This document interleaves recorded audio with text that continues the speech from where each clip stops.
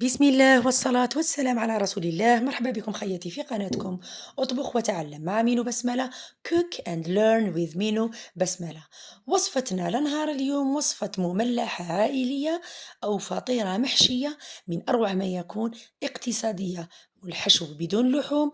رايحين تتبعوا معايا الوصفة حتى للأخير باش تكتشفوا طريقة العمل تاعها والسر باش يخلينا هذاك الحشو تاعنا من غير لحوم، لكن البنة تاعو يعني من أروع ما يكون. قراف بنة. كاين واحد السر فقط راح نقوله لكم في الفيديو. شوفوا البنات، هنا قسمت لكم باش تشوفوا كيفاش تجي العجينة قطنية والحشو ما كان لا نحكي لكم.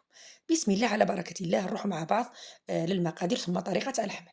المقادير: عندنا كأس إلا ربع حليب دافئ، ملعقة صغيرة سكر، حبة بيض للعجينة والصفار للدهن، ملعقة كبيرة خميرة الخبز، ملعقتين زيت المائدة، ملعقة صغيرة ملح، والفارينة أو الطحين باش نضموا الخليط تاعنا. بسم الله على بركة الله. في الريسيبيون تاعنا راح نحط الحليب، نضيف عليه ملعقة صغيرة تاع سكر، وملعقة كبيرة مملوءة جيدا تاع خميرة الخبز. إلا كان الجو كيما الجو دروك راه بارد درت ملعقة بومبي، إلا كان الصيف ديروا ملعقة ممسوحة. نخلط هكذا بالفوير، راح نضيف لها 2 ملاعق زيت المائدة، تقدري ديري زيت الزيتون. نضيف لها حبة بيض كما راكم تشوفوا قلت لكم، والصفار نحتفظ به بجهة باش نضيف له الحليب وندهن به الوجه تاع الفطيرة تاعنا. هنايا بعد ما كملت نتخلص من الفوي، حركت نضيف الطحين اللي هي الفرينة مع ملعقة صغيرة تاع ملح. نبقى نضيف في الفرينة حتى نتحصل على عجينة تلتصق باليد. دايما نديرها لكم كملاحظة في المملحات ما تيبسوش العجينة، خلوا العجينة تاعكم مرخوفة يعني تلتصق باليد، وخمروها عدة مرات، وهكذا رايحين تتحصلوا على عجينة كأنك دلكتيها. هكذا البنات، شوفوا كيفاش راهي العجينة تاعي. راني نضيف الطحين غير بالعقل، ما تروحوش دفعة واحدة، لأنه على بالكم كل فرينة وكيفاش كاين اللي تشرب وكاين اللي ما تشربش معايا. هذا هو القوام تاع العجينة تاعي تلصق باليد. هنايا واش رايحة نضيف لها ملعقة صغيرة تاع مارغرين. لازم نضيفوا ديك الملعقة الصغيرة تاع المارغرين وندخلوها فيها باش تعطينا الهشاشة. اوكي، هكذا حبيباتي. ونبقى ندخل فيها كي شغل راني نخبط فيها، راني ندخل في في ديك المارغرين وفي نفس الوقت راني نخبط فيها بهذه الطريقة. هكذا نجيب ورق الفيلم، هذا هو القوام تاعها، ونغطيها ونخليها تختمر معي. الجو راه بارد، يعني فصل الصيف ماشي كيما فصل الشتاء. انا خمرتها مرتين، يعني طلعت وخمرتها، ونغطيها هكذا بالطرشونه ونخليها تخمر معايا حتى يضاعف الحجم تاعها. ديت حبيبه تاع بصل مع 3 ملاعق زيت، خليتهم يتقلاو. وعندي الحشو رايحه ندير طرشيه الفلفل الاخضر مقطع نحتفظ بها في المجمد، وعندي الزيتون، وعندي الطماطم 2 حبات طماطم صغار. البنات، السر تاع الحشو باه يجيك الحشو اون ديغي درتيه بالدجاج ولا باللحم، الزيتون هذاك اللي طيبته، أنا طيبته في المرقة زيتون عادي، طاجين زيتون، وفضل لي هذاك الزيتون كنت محتفظة به في المجمد. كي ضفته للحشو مد لي هذيك البنة باسكو طاب مع الدجاج. فهمتوا البنات؟ تقدروا كذلك تضيفوا له البيض مغلي. نضاليه نضيف له البيض مغلي ما كانش عندي، يعني المهم لازم البروتين. تقدروا ديروا كيما راني دايره انايا، غير هكذا واكتفيت غير بهذا الحشو. وكان عندي فاضل لي الحشو تزايد لي من ليكيش، وكنت زاودت كذلك مع البطاطا مقليه مربعات بهذه الطريقه. قليتها وضفتها باش نزكوا الحشو تاعنا، خصوصا اللي يكونوا عائله. شوفوا البنات، راكم حاصين لي ميني كيش التوالا اللي درتهم لكم عندي اسبوع، كان فضل لي هذاك الحشو كنت ضفته للخليط.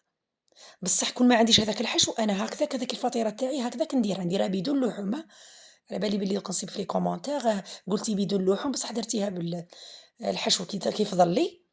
هي قلت لي مالا نديرو نديرو نضيفو للحشو تاعي. واللي ما عندهاش اللحوم قلت لكم تكتفي بالحشو اللي وريتهولكم. بعد ما خمرت لي العجينه تاعي جبتها رشيت سطح العمل بالطحين بالفرينه، قسمتها الى قسمين، قسم من الاعلى وقسم من الاسفل.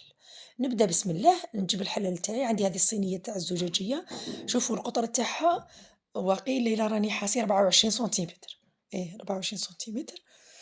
اللي عندها منها تقدري ديري في صينية مربعة، فتحوا العجينة السفلى لازم تفتحوها تكون كبيرة على المول تاعكم، ودهنوا المول تاعكم الزجاجي هكذا بالزيت كامل الأطراف وفي القاعدة هكذا باش يسهل لنا النزع تاع الخبزة تاعنا، ونجي لهنايا غير بالعقل ونسوي كامل العجينة تاعي، شوفوا تجينا قد قد، ننزعو منها غير شوية كي نحطو الخبز الفوقاني، هكذا ونجي نضغط مليح على الأطراف باش تدي لي لا فورم تاع المول تاعي، ونجيب الحشو تاعي هكذا ونضيفو، إلا عندك لو بولي هاشي ضيفيه، ما عندكش ديري قلت لكم البيض مغلي، غلي 2 حبات بيض ولا 3 وضيفيها، المهم البروتين، وإلا ما عندكش حبيبتي حاجة باينة. شوفوا هذا موندور بذوق الشيدر، كنت وريت لكم في رمضان نخدم بزاف بذوق الجودة، إدام ولا بذوق الجودة فأنا رائع، المهم لا كاليتي هذه تاع موندور رائعة رائعة، رايحة نضيف هكذا من الفوق، زادت مدت لبنة رهيبة لهذا الحشو.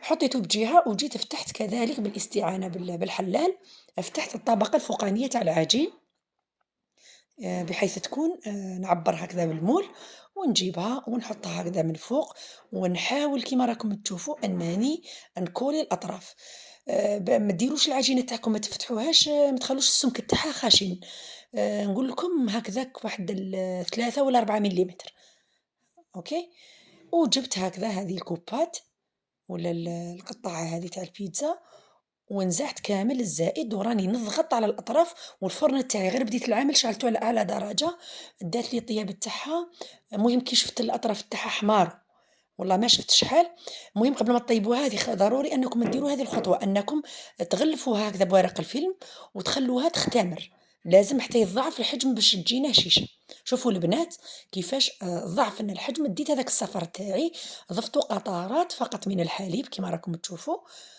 هكذا بالاستعانة بالفرشاة وندهن السطح تاع الكيكة عفوا تاع الفطيرة تاعي بهذه الطريقة. البنات راني ندير أخطاء لأني المونتاج أحيانا ندير 2 لي مونتاج في اليوم، سمحوا لي متأسفة، يعني نكون ندير فيه كيكة ومن بعد نجي ندير حاجة مالحة، على ذاك تصيبوني نغلط، متأسفة. ندهن كامل هكذا وعندي السمسم وعندي السانوج.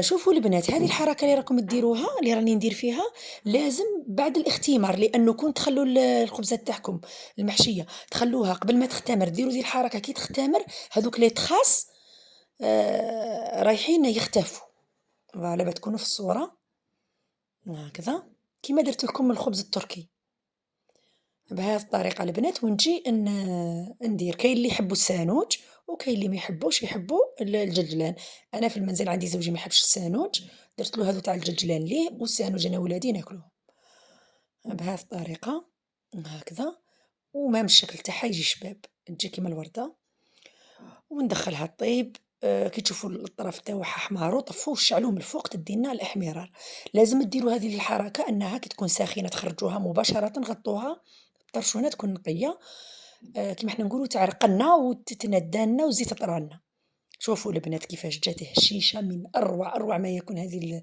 العجينة تاع المملحة تحتفظوا بها، وهنايا تقريبا لحقنا نهاية الفيديو، جيت نقسم لكم قطعة من أجل الصدق أو مصداقية الوصفة، هكذا حبيباتي تقدموها مع الشوربة، أنا قدمتها مع لا سالاد مع السلطة، كنت عيانة باش ندير لهم الشوربة لولادي والفوا هذو الصوالح تاع المملحات يقولوا لي ماما ديري لنا مع بلا سوب تاع الدجاج، هكذا حبيباتي من أروع ما يكون، نتمنى كانت عجبتكم الوصفة، ونرحب بالزملاء اللي راهم اللي التحقوا لقناتي جدد، وراني نقسم لكم، وفي انتظار الوصفات القادمة، والسلام عليكم.